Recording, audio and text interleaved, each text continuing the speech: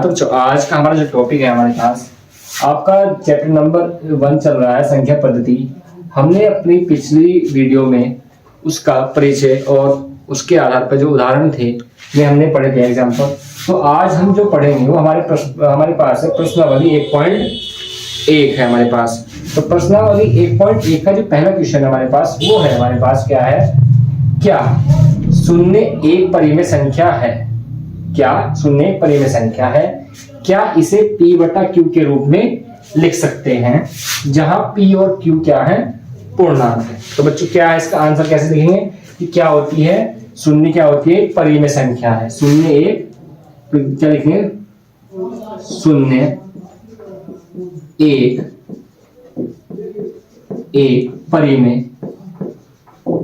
परिमेय संख्या है और इसे p अपॉन q की फॉर्म में कैसे लिखते हैं, इसे p बटा q के रूप में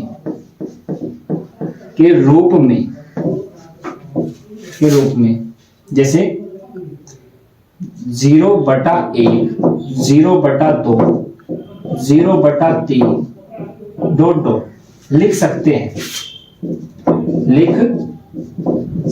हैं जहां p और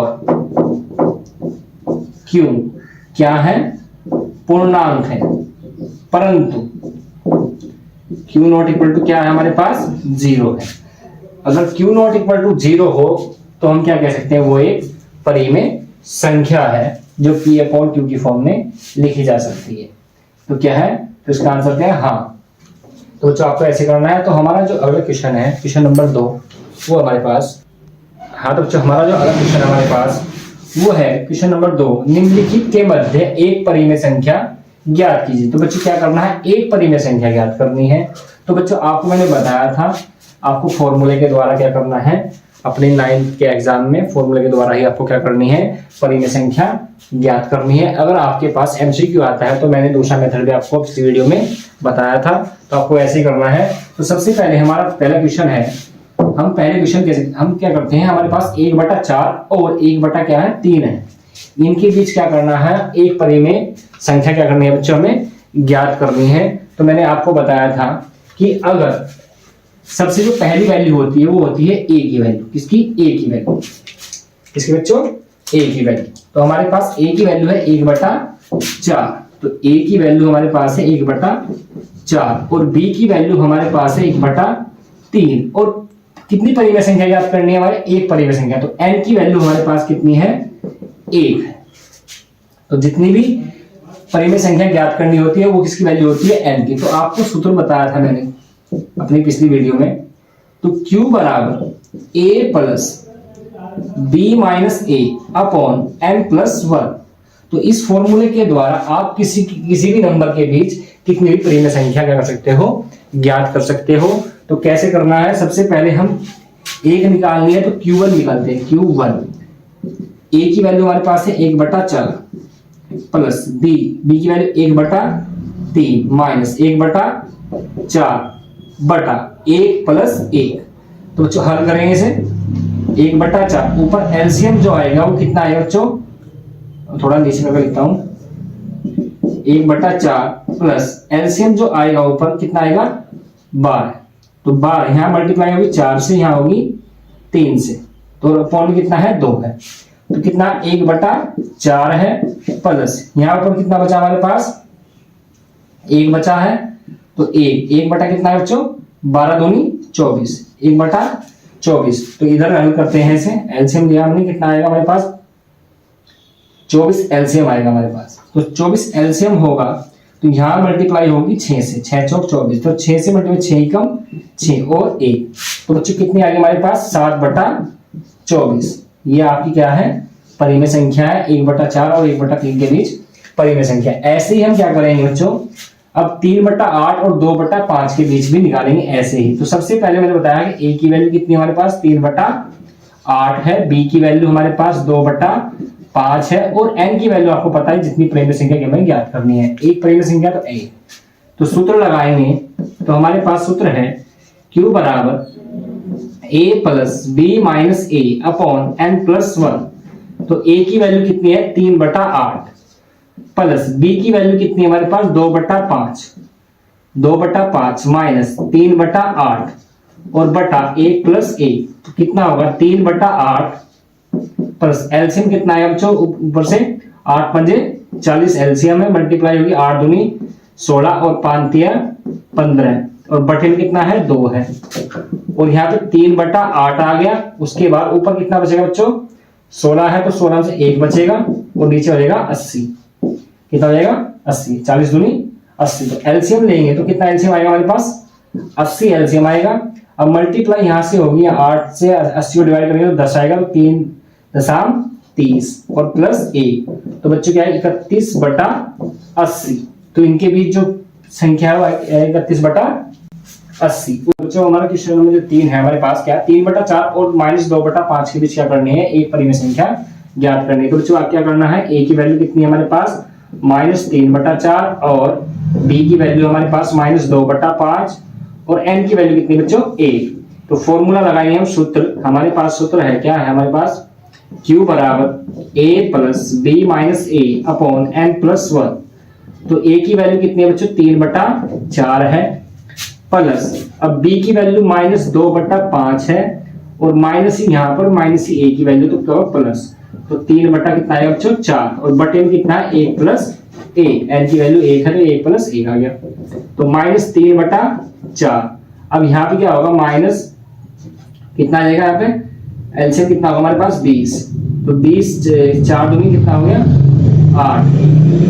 ये हमारे पास कितना है 4 दूनी 8 हमारे पास कितना आ गया 8 आ गया। उसके बाद ये हमारे पास कितना है 5 तिया 15 प्लस 2 15 और बटा कितना है हमारे पास 2। तो बच्चों क्या करना है हमें -3/4। अब इनका बैलेंस करेंगे माइनस के 8 और प्लस के 15 तो कितने बचेंगे प्लस के 7 बचेंगे और यहाँ पे क्या होगा 20 दूनी कितना हो जाएगा 40। तो एलसीएम कितना आएगा बच्चों 40 आएगा एलसीएम। यहाँ मल्टीप्लाई होगी तो -30 और प्लस 7। तो बच्चों क्या आएगी हमारे पास जो परिमेय संख्या आएगी माइनस के ज्यादा तो माइनस के कितने आएंगे 23/40। यही आपका आंसर। तो हमारा जो अगला क्वेश्चन है हमारे पास हाँ तो बच्चों आज ये हमारा जो नेक्स्ट क्वेश्चन है हमारे पास वो है क्वेश्चन नंबर 3। इसमें क्या दिया गया है 3 और 4 के बीच 6 परिमेय संख्या ज्ञात कीजिए। तो बच्चों ऐसा क्वेश्चन मैंने आपको पहले भी बताया था। आपको एक ही मेथड ध्यान रखना है कि हमें अगर फॉर्मूले के अनुसार क्या करना है अपना क्वेश्चन हल करना है। तो कैसे करना है सबसे पहले आपको मैंने बताया था कि आंसर में क्या है हमारे पास a की वैल्यू कितनी है हमारे पास 3 है और b की वैल्यू हमारे पास जो सेकंड नंबर होता है वो 4 है और n की वैल्यू जितनी परिमेय संख्या वो पूछता है वो किसकी वैल्यू होती है n की वैल्यू होती है किसकी n की। तो कितनी हमारे पास 6 है। तो उसके बाद हम सूत्र का प्रयोग करेंगे। तो सूत्र हमारे पास है q बराबर a plus b minus a upon n plus 1। तो बच्चों क्या करना है a की वैल्यू हमारे पास कितनी है 3 है और b की वैल्यू कितनी है हमारे पास 4 है और -3 और बटा n की वैल्यू 6 है तो 6 प्लस 1। तो बच्चों कितना आएगा हमारे पास q1 की वैल्यू निकाल लें फर्स्ट में। यहाँ पे क्या है q1 पहली संख्या है q1। अब 3 प्लस कितना आएगा 1 बटा कितना आएगा 7। तो एलसीएम कितना होगा बच्चों 7 एलसीएम 7 तिया 21 प्लस 1 तो कितना है बच्चों 22/7। उसके बाद क्या करना है अगर बच्चों आपको कितनी मतलब 6 संख्या 7 कितनी भी संख्याएं पूछता है तो आपको सबसे पहले क्या काम करना है एक मध्य क्या है परिमेय संख्या आपको ऐसे ज्ञात कर लेनी है। फिर क्या करना है इसी प्रकार लिखकर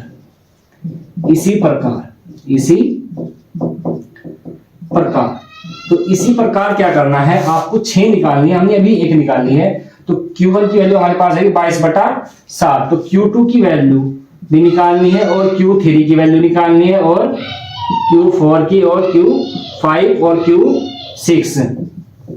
तो हमें क्या करना है इनकी सबकी वैल्यू हमें निकालनी है।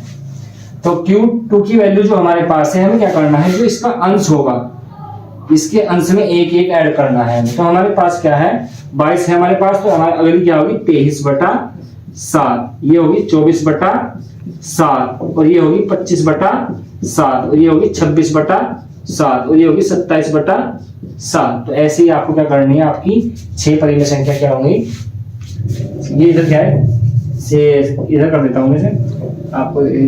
Q6 कितनी है 27/7। तो आपको क्या करनी है, ऐसे ही परिमेय संख्या कितनी भी आप ज्ञात कर सकते हो। और हमारा जो अगला क्वेश्चन है, आपको क्या करना है, वीडियो को स्किप नहीं करना है और चैनल को सब्सक्राइब और वीडियो को लाइक कर देना है अगर आपको पसंद आया हो। तो हमारा जो अगला क्वेश्चन है वो हमारे पास, हाँ तो हमारा जो अगला क्वेश्चन हमारे पास है, क्वेश्चन नंबर 4 है हमारे पास। 3/5 और 4/5 के बीच 5 परिमेय संख्या, कितनी बच्चों 5 परिमेय संख्या ज्ञात करनी है। तो आपको मेथड पता ही लग गया है। तो आपको क्या करना है, सबसे पहले किसकी वैल्यू होती है, a की वैल्यू 3/5 और b की वैल्यू कितनी है 4/5 और n की वैल्यू क्या होती है, तो जो जितनी संख्या हो पूछता है कितनी है 5 है। तो आपको फॉर्मूला लगाना है। तो सूत्र q बराबर a plus b minus a upon n plus 1। उसके बाद जो आपको हम आज सेकंड मेथड भी आपको ही बताएंगे, जो आपको कुछ ही सेकंडों में आप किसी भी संख्याओं के बीच परिमेय संख्या ज्ञात कर सकते हो। तो कैसे करना है, सबसे पहले फॉर्मूले के द्वारा करना है आपको, जो अपने 9th के जो एग्जाम होंगे उसमें जो होगा। तो कैसे करना है, a की वैल्यू हमारे पास 3/5 प्लस, अब यहाँ पे b की वैल्यू कितनी है 4/5 और माइनस 3/5 और बटे में कितना है हमारे पास 5 + 1। n की वैल्यू 5 है तो 5 + 1 आ गया यहाँ पे 3/5 प्लस एलसीएम कितना होगा पर 5। अब मल्टी इधर 5 है, जब हर समान होता है तो ऊपर वालों कैसे करते हैं, सेम लिख देते हैं 4 - 3 और बटा 6। तो 3/5 अब प्लस 1 बटा कितना आएगा 5 × 30। तो बच्चों क्या करना है, एलसीएम लेना है। तो यहां से एलसीएम जो आएगा वो कितना आएगा हमारे पास 30 एलसीएम आएगा। कितना आएगा यहाँ से 30 एलसीएम। तो यहाँ कितना होगी 6 से मल्टीप्लाई होगी, तो 6 × 18 प्लस 1 कितना होगा 19/30। तो ये किसकी वैल्यू है बच्चों हमारे पास Q1 की। और हमें निकालनी किसकी, कितनी वैल्यू निकालनी है, हमें 5 वैल्यू निकालनी है। इनके बीच जो परिमेय संख्याएं हैं तो हमें Q2 भी निकालनी है, Q3 भी निकालनी है और Q4 भी निकालनी है और Q5 भी निकालनी है। तो हमें 5 परिमेय संख्या ज्ञात करनी है। तो हम कैसे करेंगे, मैंने बताया था कि एक संख्या निकालने के बाद क्या करना है, हमें इसी प्रकार लिख देना है। यहाँ पे क्या लिखोगे, इसी प्रकार। तो उसके बाद ये 19 है तो क्या करना है, हमें जो अंश होगा उसमें एक एक क्या करना है, ऐड करना है, जोड़ना है। तो कैसे जोड़ना है, 19 बटा है यहाँ तो 20/30, 21/30, 22/30 और 23/30। तो बच्चों क्या करना है, फॉर्मूले के द्वारा तो आपको ऐसे करना है। अगर आपको ट्रिक के द्वारा करना है, ये अगर आपको एमसीक्यू में करना है, बहुत ही कम टाइम में करना है, कुछ सेकंडों में, तो कैसे करना है, अगर हमें 2 नंबर दिए गए होंगे, 2 नंबर हमारे पास क्या है, ये हमारा क्या है सेकंड मेथड है हमारे पास। सेकंड मेथड है हमारे पास कि अगर हमें 3/5 और क्या दिया गया है 4/5। अब बच्चों कितना है, हमें कितनी संख्या पूछी गई है, इसमें 5 संख्याएं पूछी गई है। अब जितनी भी संख्या पूछेगा कि मतलब 5 6 जितने भी पूछेगा उससे एक नंबर अधिक, मतलब 5 से नंबर एक अधिक है और 6। तो 6 से क्या करनी है, दोनों साइड क्या करनी है, मल्टीप्लाई कर देनी है।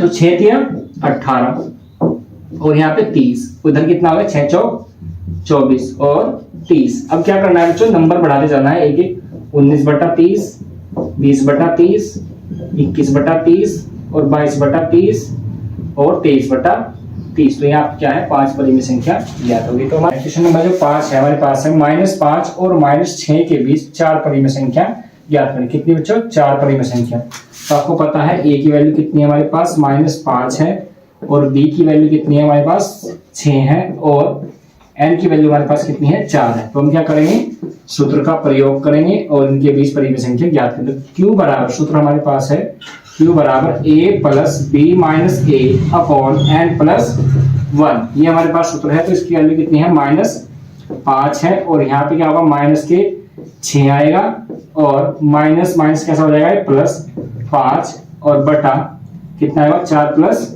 1, तो -5। अब यहाँ बैलेंस कितना बचेगा बच्चों, माइनस का 1 बटा 5। तो एलसीएम कितना है बच्चों, 5 5 5 25 -25 और -1 तो कितना होगा -26 बटा 5। तो फिर क्या करना है बच्चों, आपको इसी प्रकार लिखना है। ये किसकी वैल्यू निकाली आपने, Q1 की, तो इसी प्रकार लिखना है, इसी प्रकार Q2 की वैल्यू भी निकालनी है और Q3 की वैल्यू निकालनी है और Q4 की। तो आपको क्या करना है, एक एक नंबर क्या करना है, ऐड कर देना। तो -26 पे कितना होगा, -27 बटा 5, -28 बटा 5, -29 बटा 5। ये आपकी क्या होगी, 4 परिमेय संख्या ज्ञात हो गई। उसके बाद जो हमारा नेक्स्ट क्वेश्चन है वो हमारे पास है, हाँ तो हमारा जो अगला क्वेश्चन है हमारे पास वो है, ए की वैल्यू हमारे पास क्या है जो 0 है और बी की वैल्यू कितनी है 0.1 है और एन की वैल्यू कितनी संख्या ज्ञात करनी है इस बार, 9। तो कितनी है, 9 है। उसके बाद हम फॉर्मूले का यूज करेंगे, तो सूत्र हमारे पास है Q बराबर A plus B minus A upon N plus 1 से इस सूत्र का प्रयोग करेंगे। तो सबसे पहले 9 परिमेय संख्या ज्ञात करने, सबसे पहले हम Q1 की वैल्यू निकालेंगे, पहली संख्या निकालेंगे इस फॉर्मूले में मान रखकर। तो कितना है, A की वैल्यू 0 प्लस B की value 0.1 minus 0 upon 9 plus A। उसके बाद ये भी 0 और यहां से जब इसे 0 को माइनस करें तो यही रहेगा। तो 0.1 बटा कितना है बच्चों, 10। तो हम क्या कर सकते हैं, पॉइंट हटाते हैं और एक 0 बढ़ा देते हैं। तो 1 बटा कितनी आएगी बच्चों, 1 बटा 100। ये किसकी वैल्यू है, Q1 की। हमें निकालनी है 9 वैल्यू। तो Q2 इसी क्या लिखेंगे, इसी प्रकार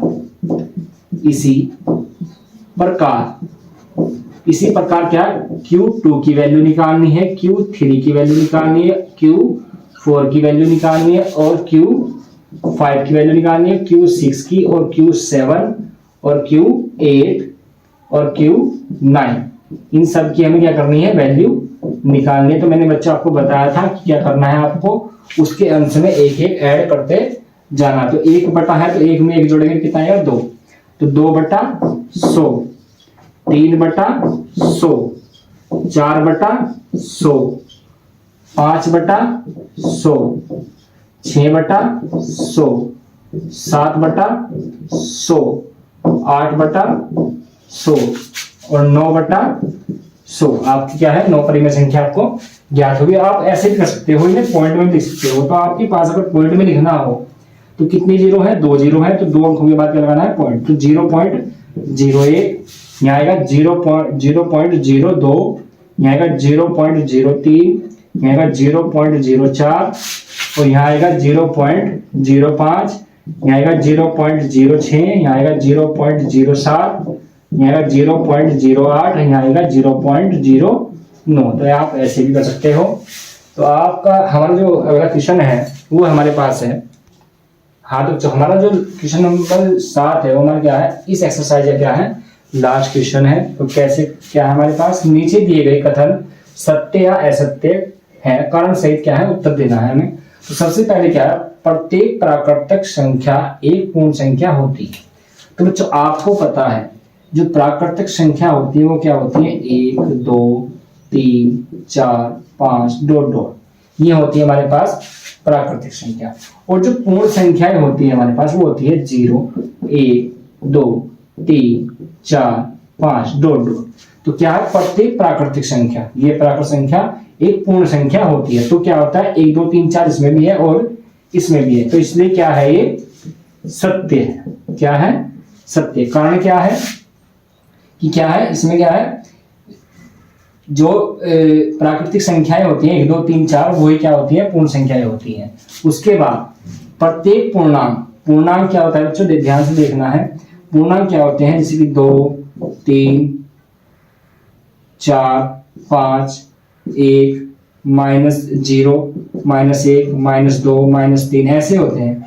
तो इसमें क्या होता है, प्रत्येक पूर्णांक हमारे पास ये है और पूर्ण संख्या हमारे पास होती हैं 0 1 2 3 4 डॉट डॉट।